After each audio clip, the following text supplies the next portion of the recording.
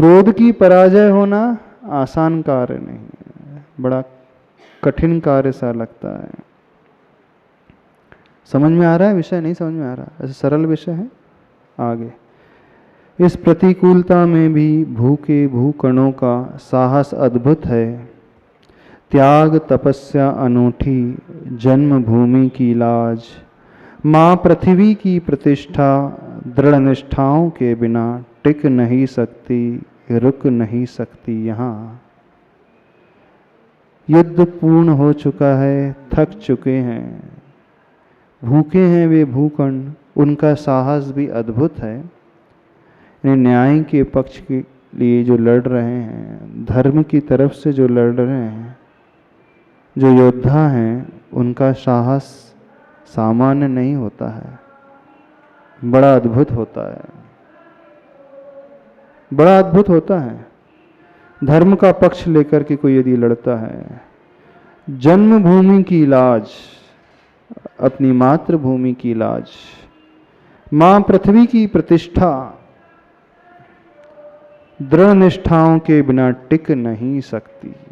अपनी जन्मभूमि की लाज को हम बिना दृढ़ निष्ठा के निभा नहीं सकते, उसकी प्रतिष्ठा बरकरार नहीं रख सकते।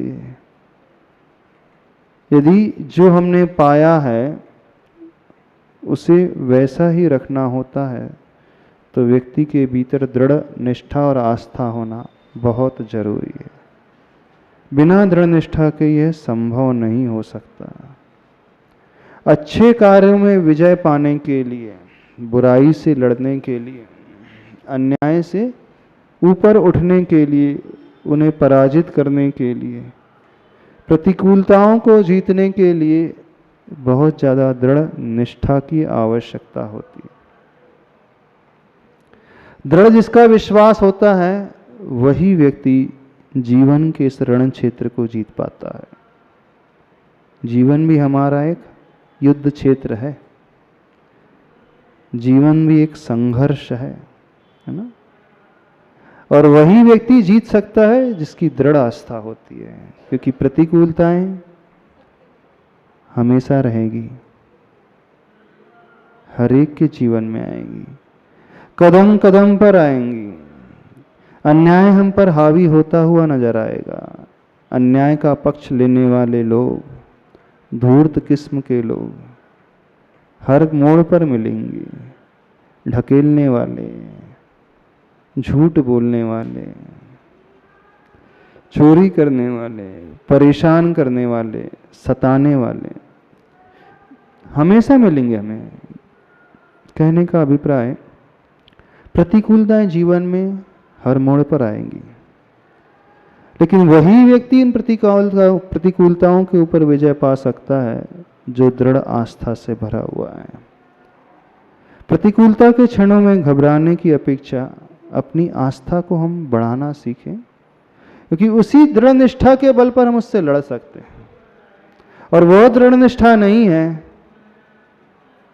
कई बार हम बिना लड़े ही हार जाते हैं। अधिकांश लोगों के साथ ऐसा ही होता है, वह बिना कदम आगे बढ़ाए ही हार स्वीकार कर लेते हैं। तो कमजोर निष्ठा वाला जो होता है, कमजोर विश्वास वाला होता है, वो मैदान छोड़ करके पहले ही भाग जाता है। और जिसका विश्वास मजबूत दृढ़ होता है, वो बड़ी से बड़ी प्रतिकूलताओं का सामना भी इतनी आसानी से कर लेता है। कुछ समय के बाद वही प्रतिकूलताएं उसे अनुकूलताओं के रूप में लगने लगती है। समझ में आ रही बात? नहीं समझ में आ रही? इसका सारा का जो कंक्लूजन निकल करके आ रहा है इस युद्ध का, मूकमाटी महाकाव्य में, इसे अपने जीवन में घटाने की कोशिश करना। पढ़ना हमारा उद्देश्य ज़्यादा नहीं है। हर एक प्रसंग को अपने आप से कोरिलेट करके देखा कर रहा हूँ।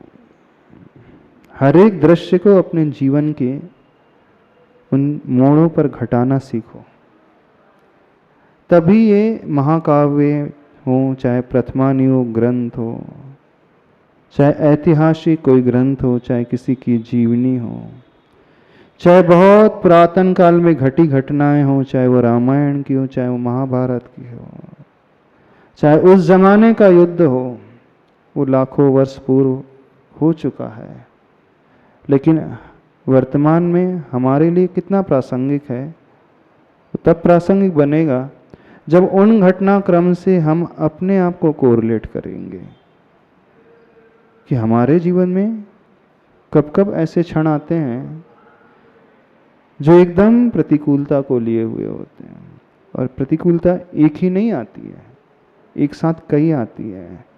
जैसे वे बादल, बिजली की कौन, फिर वे ओले, फिर वो गर्जना, फिर वो राहु, ये सारी अब हम अतीत में इसी महाकाव्य में हम लौट करके चले आए तो सागर ने कितनी प्रतिकूलता नहीं की। राहु के माध्यम से, सबके माध्यम से उसने प्रतिकूलता जगाने की कोशिश की। उस वज्राघात के पूर्व जो भयंकर गर्जना बिजली की कौन के माध्यम से जो रामबाण आदि उसने चलाए, तो प्रतिकूलताएं जीवन में एक के बाद एक लगातार कई आती ही जाती हैं। देखना, जब कर्म का विपाक यानी उदय विपरीत होता है, कहते हैं ना मुसीबत चारों तरफ से एक साथ ही आती है। अशुभ कर्म का जब होता है तो चारों तरफ से परेशानी एक साथ घिर जाती है, घिर लेती है। घर में ऐसा हो जाएगा, कोई बीमार पड़ जाएगा, फिर वहीं एक्सीडेंट हो जाएगा, फिर बिजनेस में लॉस हो जाएगा, फिर उसी समय कोई चोरी हो जाएगी, उसी समय कोई और दूसरा नुकसान हो जाएगा, उसी समय किसी से झगड़ा हो जाएगा। 5-6 प्रतिकूलताएं एक साथ, ऐसा लग रहा है कि एक साथ किसी ने ऊपर से वर्षा कर दी हो। तो संसार का नियम है, जब इनकम होती है, जब चलती है तो हर तरफ से चलती है व्यक्ति की किस्मत की गाड़ी। जब पुण्य का तीव्र उदय आता है तो हर तरफ से फलता फूलता है, और जब अशुभ कर्म पाप का उदय आता है तो हर तरफ से उसे नुकसान नुकसान नुकसान, परेशानी परेशानी परेशानी, ऐसे ही होता है ना। जब जब ऐसे क्षण जीवन में आ जाए तो कैसे उसको फेस करें, आचार्य भगवान उसका समाधान दे रहे हैं। दृढ़ निष्ठा के बिना वह प्रतिष्ठा टिक नहीं सकती। दृढ़ निष्ठा के बिना स्थिति पर हम विजय प्राप्त नहीं कर सकते। तो प्रतिकूलताओं के क्षणों में डरे नहीं, भागे नहीं, मैदान छोड़े नहीं, बस विश्वास को मजबूत करे। वही विश्वास जैसा उन भूकणों के पास था, उन्हें विजय दिला पाया। और ऐसा ही विश्वास हमें भी जीवन के रण क्षेत्र, युद्ध क्षेत्र में अवश्य विजय दिलाएगा। इस शिक्षा को इस प्रसंग से लेने की कोशिश करना, इस मूक माटी महाकाव्य से। नमोस्तु महाराज जी। हाँ महाराज जी, एक प्रश्न था कि कुछ अनुकूलताएं हमें बढ़ाने के लिए आगे आती हैं और कुछ हमें रोकने के लिए आती हैं कि आप गलत जा रहे हैं। अनुकूलता की प्रतिकूलता? प्रतिकूलता मत तो अपन कैसे जाने लाइफ में एडवर्स कंडीशन कुछ अच्छी होती हैं, कुछ अच्छी होती हैं, अच्छी होती तो है। कैसे समझे महाराज जी कि सोना जितना आग में झुलसता है, जितना तपता है, उसमें उतना ही अधिक निखार आता है। ये तो सत्य बात है।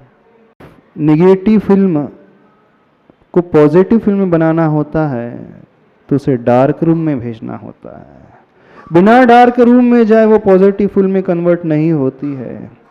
लाइफ में भी कुछ पॉजिटिव फिल्म यदि हम देखना चाहते हैं तो वो तब आएगा जब हमारा जीवन उस डार्क टनल से होकर के गुजरेगा। इस बात को लेकर के चलना। जब जब जीवन में डार्क टनल नजर आने लगी, डार्क रूम नजर आने लगा, प्रतिकूलताएं बहुत नजर आने लगी, तो समझना पॉजिटिव फिल्म आने ही वाली हैं। मुश्किलें दिल के इरादे आजमाती हैं, स्वप्न के पर्दे निगाहों से हटाती हैं। हौसला मत हार गिर कर ए मुसाफिर, कि ठोकरें इंसान को चलना सिखाती हैं। तो जब जब ठोकरें मिले, प्रतिकूलता मिले, तो समझना इसी से हम चलना सीखेंगे। कहावत है, बादाम खाने से अकल आती है नहीं, ठोकर खाने से अकल आती है। इस बात को समझे, बादाम खाने से अकल कम आती है, ठोकर खाने से अकल ज़्यादा आती है।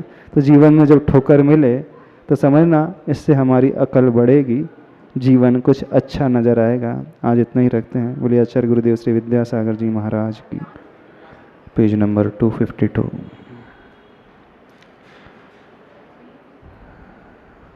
प्रसंग, भूकण और उन जलकणों के आपस के युद्ध का पूरा हो चुका है।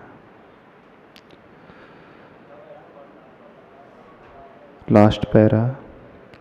इस प्रतिकूलता में भी भूखे भूकणों का साहस अद्भुत है।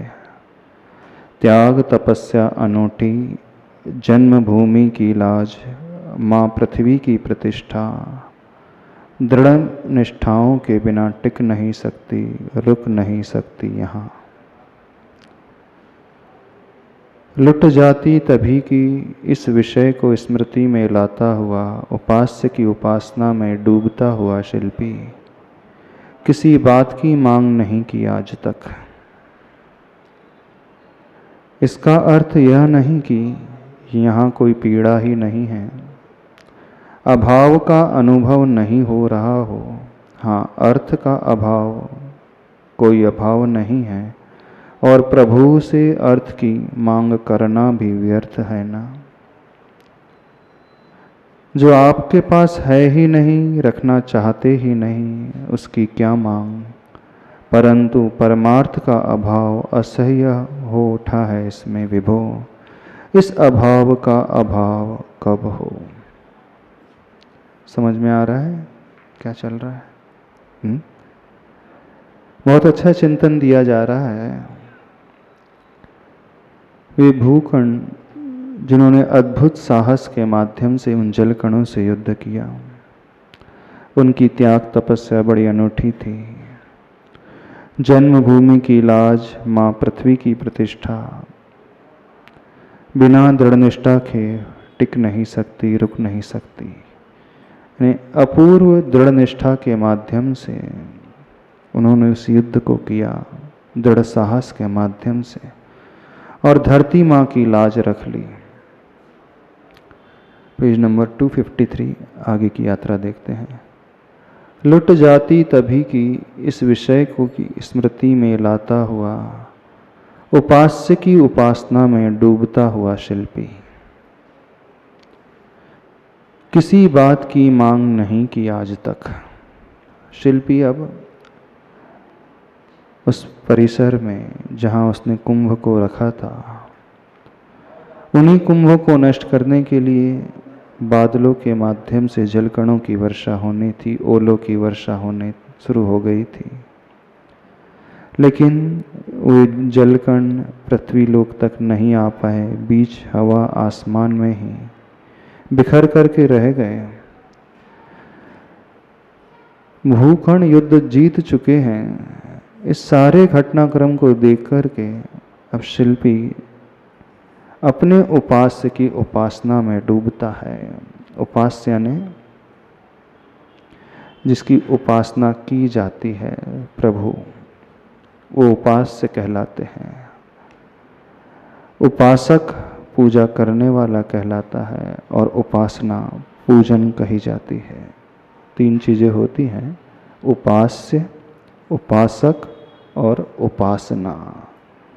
पूज्य, पूजन और पूजक। तो उपास्य यानी वे प्रभु यहाँ पर लेना।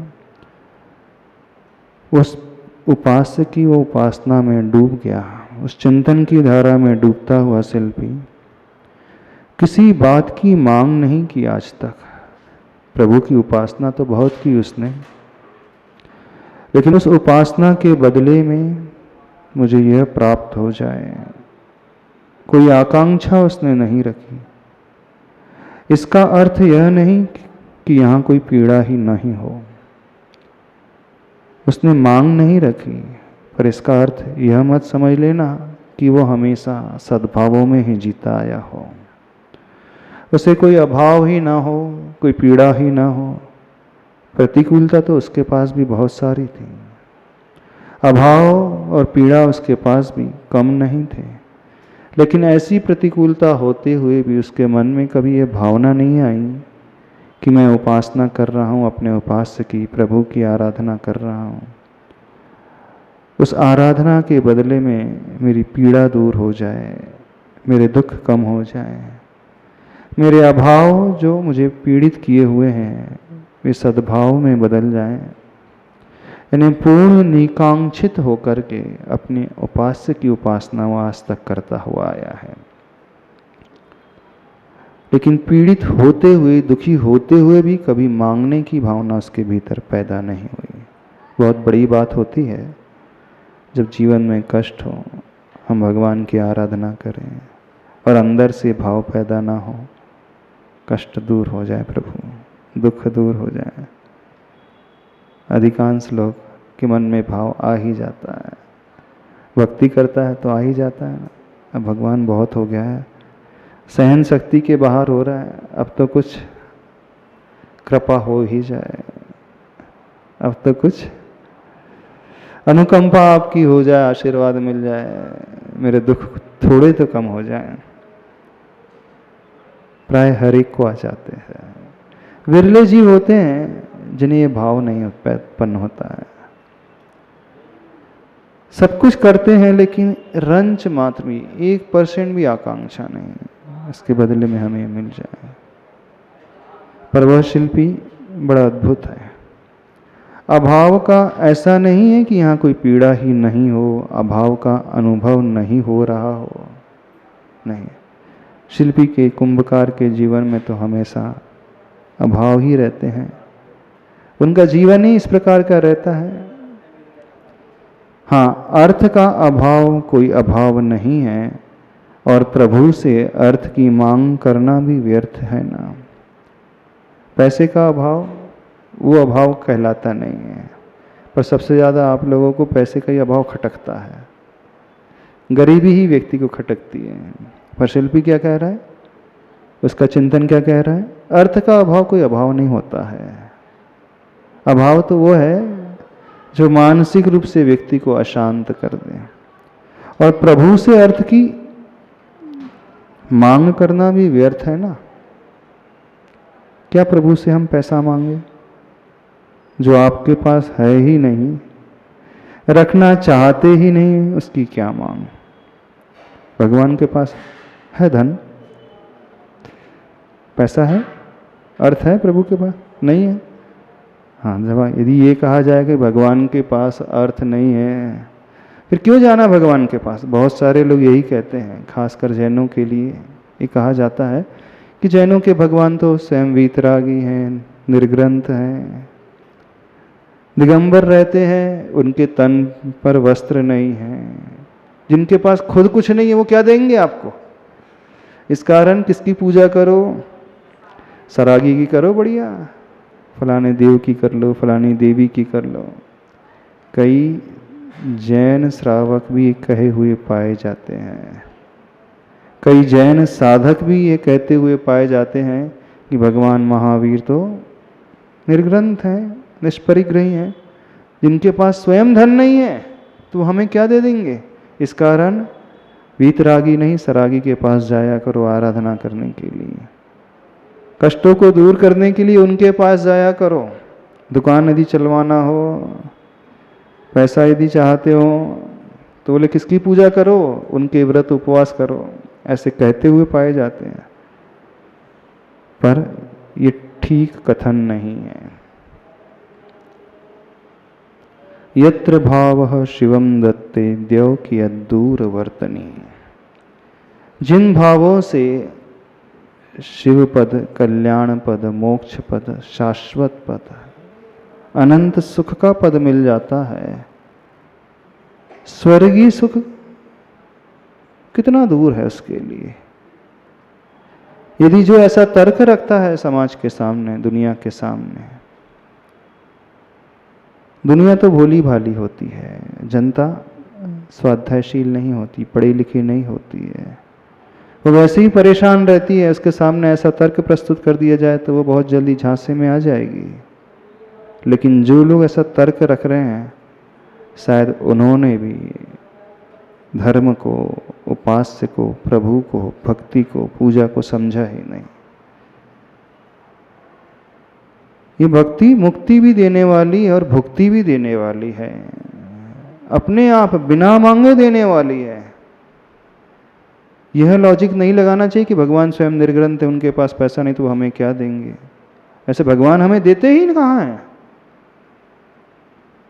ये तो हमारा पुण्य हमें देता है भगवान, उसमें उस पुण्य के अर्जन में बहुत बड़े निमित्त बनते हैं। और कोई सरागी की पूजा कर रहा है तो सरागी नहीं दे रहा है, वो थोड़ा बहुत जो पुण्य खाते में होता है उसके बदले में मिल जाता है। और जो ये तर्क रखता है कि जो निर्ग्रंथ है वो खुद क्या देगा, इसका अर्थ है उसने भगवान को भी नहीं समझा, उसका ज्ञान भी समीचीन नहीं, मिथ्या ज्ञान है वो। उसे इस पर ही विश्वास नहीं है कि भगवान की भक्ति भुक्ति और मुक्ति दोनों देने वाली है। यह आगम वाक्य पर उसे श्रद्धा नहीं है। भगवान की भक्ति सब कुछ देने वाली है, भुक्ति मुक्ति प्रदानम कहा है, दोनों ही देने वाली है। और यदि यह कह करके बहलाया जाता है कि भगवान तो दिगंबर है, वो क्या देंगे, तो उसका भी विश्वास उस आगम वाक्य पर नहीं है, समीचीन ज्ञान भी नहीं ठहरता फिर उसका। तो इस श्लोक पर भी उसका विश्वास नहीं ठहरता है। यत्र भाव शिवम दत्त, जिससे शिव पद मिलता है तो मोक्ष पद मिलता है, तो स्वर्गीय वैभव, सांसारिक वैभव तो स्वतः ही मिल जाता है। उस शिव पद के आगे सांसारिक वैभव वैसा ही है जैसे फसल के आगे घास फूस की वैल्यू होती है, चारे की वैल्यू होती है। कोई भी किसान चारे को प्राप्त करने के लिए खेती नहीं करता है, फसल को पाने के लिए खेती करता है। चारा तो अपने आप ही मिल जाता है। भगवान की भक्ति से जब परंपरा से मोक्ष मिल रहा है तो ये स्वर्गीय वैभव, सांसारिक वैभव तो उस चारे की भांति होते हैं। और सबसे ज्यादा पुण्य का आश्रय होता है तो वीतरागी देव की उपासना में होता है। सरागी की देव की उपासना में पुण्य होता है। लोग ये तर्क रखते हैं कि यदि हम उनके पास जा रहे हैं और हमारी मनोकामनाएं पूरी हो रही तो क्यों ना जाया जाए। वो नहीं कर रहा है, मनोकामना की पूर्ति हमारे पुण्य से होती है। और पुण्य की प्राप्ति होती है व्यक्ति के झुकने से, मान कषाय के कम करने से। वो किसी को बड़ा मान करके झुकता है तो वह अपनी मान को गला लेता है, और मान को गलाया उसने तो पुण्य अपने आप ही आता है। अब एक सरागी के आगे झुके जाएगा तो जो पुण्य आएगा उसकी क्वालिटी, और एक वीतरागी की भक्ति की जाएगी उसकी क्वालिटी में जमीन आसमान का अंतर है। यदि सरागी ही दे रहा है तो दुनिया में बहुत सारे ऐसे देश हैं जहाँ किसी देवी देवता की उपासना नहीं होती है, वे अरबपति पाए जाते हैं।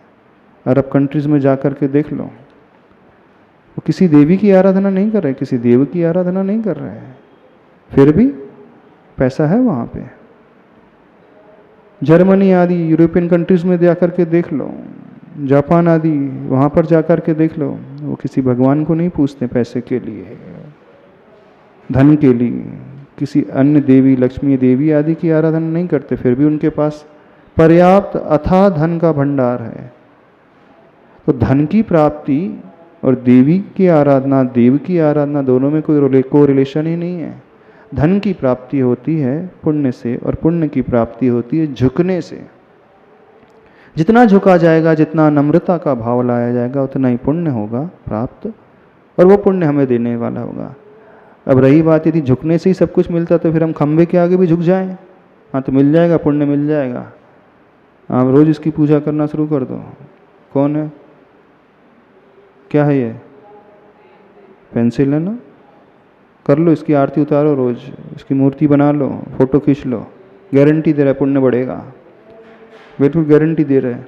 हम लोग छत्तीसगढ़ गए थे आचार्य भगवान के साथ, 2012 की बात है। छत्तीसगढ़ में नक्सलाइट बेल्ट एरिया है जगदलपुर के आसपास, वहाँ बहुत सारे आदिवासी रहते हैं। रास्ते में एक मंदिर मिला हमको, वहाँ पे कौन सी मूर्ति थी, कुत्ते की मूर्ति थी। एक मंदिर मिला जहाँ घोड़े की मूर्ति थी, और लोग बाकायदा उसकी आरती उतारते थे, पूजा करते थे। हमने पूछा भाई क्यों, घोड़े की कुत्ते की मूर्ति क्यों? बोले इनके उपास्य देवता हैं।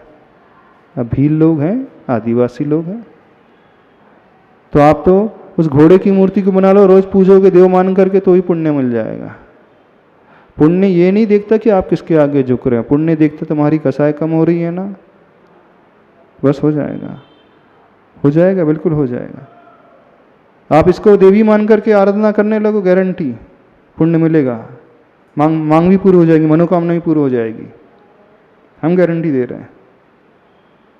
कर दो। अपने घर की माँ की रोज पैर पड़ो देवी मान करके, गारंटी पुण्य बढ़ेगा।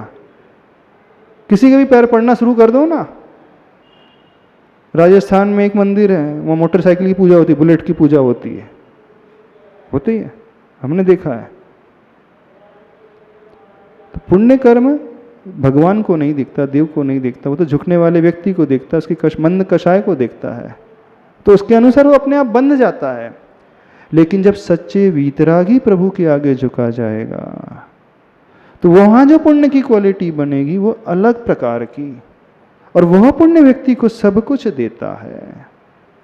तो जो ये कहा जाता है कि जिसके पास स्वयं अर्थ नहीं वो क्या अर्थ देगा, जिसके पास स्वयं वो कपड़े नहीं वो क्या कपड़ा देगा, जिसके पास रहने के लिए स्वयं मकान नहीं वो क्या मकान देगा, ये तर्क नहीं, ये कुतर्क की श्रेणी में आता है। समझ रहे हो? नहीं समझ रहे? तो इस प्रकार से जो समझाया जा रहा है, ना तो सही श्रद्धा सही ठहरती है, न ही ज्ञान समीचीन ठहरता है। ज्ञान में मिथ्या हो जाता है, श्रद्धा भी मिथ्या हो जाती है। तो शिल्पी के भाव बताए जा रहे हैं। जो आपके पास है ही नहीं, रखना चाहते ही नहीं, उसकी क्या मांग। यानी प्रभु के पास है ही नहीं, इसका अर्थ क्या है? उन्होंने सब कुछ त्याग दिया है। ऐसा नहीं कि भिखारी हैं, नंगे हैं वो। जो समझाया जाता है ना कि भगवान के पास स्वयं कुछ नहीं है, तो वो ये भी नहीं समझ रहा कि भगवान के पास समस्त लक्ष्मी प्राप्त हो चुकी थी। अनंत चतुष्टय अंतरंग लक्ष्मी और समोसरण का वैभव बहिरंग लक्ष्मी, क्या नहीं था उनके पास? सब कुछ था, लेकिन वहाँ मोह नहीं था, उसकी लालसा नहीं थी। यहाँ जो कह रहा, जो आपके पास है ही नहीं, रखना चाहते ही नहीं, तो सब कुछ होते हुए भी उस ओर दृष्टि नहीं है उनकी। ऐसा नहीं कि भगवान जो है वीतरागी भूखे कंगाल हैं। जो व्याख्यायित किया जाता है कि वो तो दिगंबर हैं, भूखे हैं, नंगे हैं, वस्त्र नहीं है, कुछ नहीं है, वो क्या देंगे? तो उन्होंने भी भगवान के स्वरूप को भी नहीं समझा। ने भगवान जो है लक्ष्मी के स्वामी होते हैं, अंतरंग बहिरंग लक्ष्मी से सहित होते हैं। तो अंतरंग माने गुणात्मक जो लक्ष्मी है अनंत चतुष्टय रूप, और बहिरंग जो है समस्त देवता जिनके चरणों में डले हैं, सौधर्मेंद्र से लेकर 16 स्वर्ग के देव जिनके चरणों में डले हैं।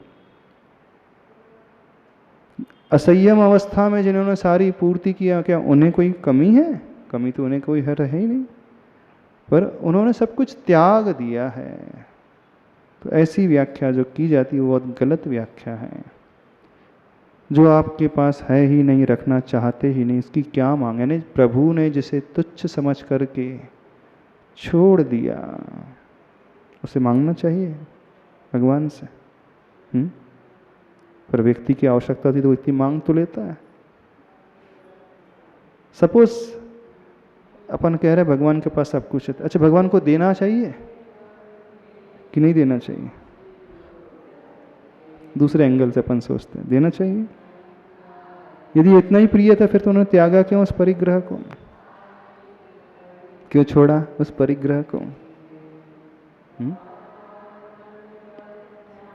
भगवान की दृष्टि में परिग्रह अच्छा है कि बुरा है? तो फिर भगवान देंगे बुरी चीज को? उदाहरण दे दें, बहुत छोटा सा उदाहरण देते हैं। मान लीजिए आपने घर में बहुत अच्छी खीर बनाई हो, इसमें मावा डाला हो, ड्राई फ्रूट से डाल बहुत भर करके, केसर डाल करके, बहुत सुगंधी आ रही है, बहुत स्वादिष्ट है? और आप जब खीर परोसने के लिए होते हैं तो आपकी दृष्टि पड़ जाती है, अरे इसमें छिपकली का बच्चा भी मर गया। सुगंधी बहुत अच्छी फैल रही है। अब बेटा आपसे खीर मांग रहा है माँ से, माँ खीर दो, देखो कितनी अच्छी सुगंध आ रही है, दिख भी बहुत अच्छी रही है, दिख रही है कि नहीं? ड्राई फ्रूट से काजू है, किशमिश है, सारे ड्राई फ्रूट्स डले हैं, बहुत अच्छी, गंध भी अच्छी आ रही है। अब बच्चा मांग रहा है, दे दोगे इसको? क्यों नहीं दोगे? क्यों नहीं दोगे बेटे को? उसमें छिपकली का बच्चा गिर चुका था, वो जहरीली हो गई है। तो माँ जानती है ये तो अहितकारी है पुत्र बेटे के लिए, तो नहीं देगी ना। अब भगवान जानते हैं परिग्रह जो जहर है, धन जो है जहर है, अहितकारी है। तो आप भगवान से मांगने के भगवान मुझे धन दो, तो भगवान को देना चाहिए कि नहीं देना चाहिए? हम सिद्ध कर रहे हैं। हाँ, सच्ची माँ दे देगी, खीर तो नहीं देगी, भगवान दे देंगे। देना चाहिए भगवान को? नहीं देना चाहिए ना? तो भगवान नहीं दे रहे, ठीक है, कहने की बात है।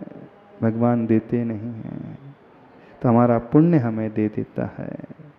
वीतरागता की उपासना से उत्कृष्ट क्वालिटी का पुण्य बनता है और वो हमें देता है। साता वेदनी आदि कर्म सब कुछ हमें सुविधाएं देते हैं। इस कारण आकांक्षा न रखा करें, वीतरागी के समक्ष भी नहीं रखना और रागी के पास तो जाना ही नहीं, सरागी के पास। आगे बढ़ें। परंतु परमार्थ का अभाव असह्य हो उठा है इसमें विभो, इस अभाव का अभाव कब हो। मेरे मन में धन की आकांक्षा नहीं, अपने शारीरिक कष्टों को दूर करने की मांग नहीं है। बस एक ही पीड़ा है, दुनिया में परमार्थ का अभाव हो चुका है। सब स्वार्थ के खातिर जी रहे हैं, अपने लिए लोलुपता को लिए हुए जी रहे हैं और उसकी पूर्ति के लिए अन्याय अनीति का आलम्बन, पाप का आलम्बन ले रहे हैं। सब लोग धर्म को भूल करके अधर्म का आलम्बन ले रहे हैं। यह परमार्थ का भाव जो होना चाहिए वह नहीं है। बस परमार्थ का अभाव जो हो रहा है चारों तरफ, वह असह्य हो उठा है। किसके लिए? शिल्पी के लिए। तो कौन सी कामना कर रहा है, मांग रख रहा है? इस अभाव का अभाव कब हो। जो धर्म की भावना होना चाहिए बस वो भाव हो, अधर्म का अभाव कब हो प्रभु। किसी विशेष कारणवश शोकाकुल हो, श्रांत थक कर शवासन से सोया हुआ किशोर की सूक्ष्म अति सूक्ष्म सिस्कन में ही घनीभूत दुख की गंध आती है, वह भी माँ की नाशा को। उसकी श्वसन प्रणाली का सरकन, आरोहण अवरोहण का श्रवण माँ की श्रवणा ही कर सकती है। नए कपड़ों को नहीं फाड़ रहा है, हाथ पैर नहीं पछाड़ रहा है धरा पर, और मुख मुद्रा को विकृत करता हुआ आक्रोश उसके साथ क्रंदन नहीं कर रहा है। इसी कारणवश उसमें दुख के अभाव का निर्णय लेना सही निर्णय नहीं माना जा सकता। क्या कहा गया? मान लीजिए वो बेटा है, बड़ा दुखी है, लेकिन वो रो नहीं रहा है, हाथ पैर पछाड़ नहीं रहा है, शिकायत नहीं कर रहा है, माँ के आगे कोई मांग नहीं रख रहा है। इसका अर्थ यह मत समझ लें कि उसे भूख नहीं लगी। इसका अर्थ यह नहीं कि वो दुखी नहीं है, कष्ट नहीं है, पर माँ ही उसे समझ सकती है। तो किसी विशेष कारणवश शोकाकुल होकर थक करके जो पड़ा है, शवासन में मानो सोया हुआ है, उस किशोर यानी उस बालक की सूक्ष्म और अति सूक्ष्म सिस्कन में ही घनीभूत दुख की गंध आती है। दूर से ही वह गंध माँ को आ जाती है कि ये कितना दुखी है, वह भी माँ की नाशा को, यानी वह माँ ही उस दुख को देख सकती है। उसकी श्वसन प्रणाली का सरकन, आरोहण अवरोहण का श्रवण माँ की श्रवणा ही कर सकती है, यानी माँ की कर्णेंद्री ही उसे सुन सकती है कि वह कैसे कष्टों में श्वास ले रहा है। भले ही कहें पहने हुए कपड़े को फाड़ ना रहा हो, हाथ पैर नहीं पछाड़ रहा हो, धरा पर मुख मुद्रा को विकृत करता हुआ आक्रोश के साथ क्रंदन भी नहीं कर रहा है, मुख की आकृति भी नहीं बिगाड़ रहा है, आंखों से आंसू भी नहीं बहा रहा है, इसी कारणवश उसमें दुख के अभाव का निर्णय कर लेना, यह निर्णय ठीक नहीं माना जाता है। किसके लिए बताया जा रहा है? शिल्पी के लिए, कि शिल्पी भले ही बड़े प्रतिकूल परिस्थिति में जीवन काट रहा है, लेकिन भगवान के आगे कुछ कह नहीं रहा है, तो यह मत समझे कि वो बहुत सुखी है, लेकिन उसने जो भावना भाई है कि मैं अपनी पूजा को बेच नहीं सकता। मात्र दुख का अभिव्यक्तिकरण नहीं है यहाँ, किंतु दुख की घटाओं से आच्छाद्य है अंदर का आकाश। इसका दर्शन यदि अंतर्यामी को भी नहीं होगा तो फिर किसकी आंखें हैं वे इसे देख सके और तुरंत ही सजल हो सांत्वना दे सके। बहुत मार्मिक बात कही जा रही है। प्रभु कैसे होते हैं? अंतर्यामी होते हैं ना, सर्वज्ञ होते हैं। अब कोई दुखी है तो क्या प्रभु की दृष्टि में झलकता नहीं? अब वो कोई मांग नहीं कर रहा है तो ये प्रभु जानते नहीं है, वो अभाव में जी रहा है। जैसे वो बेटा कुछ कह नहीं रहा है माँ से, तो माँ समझ तो लेती है ना वो दुखी है, परेशान है, अभावों में है। तो क्या मांगने पर ही आप बेटे को भोजन दोगे? क्या इंतजार करोगे कि जब तक वो रोए नहीं तब तक उसे खिलाना नहीं? ऐसी माँ होती है कि आप कब खिलाते पिलाते हो, दूध कब पिलाओगे? जब रोएगा तब, और नहीं रोएगा तो?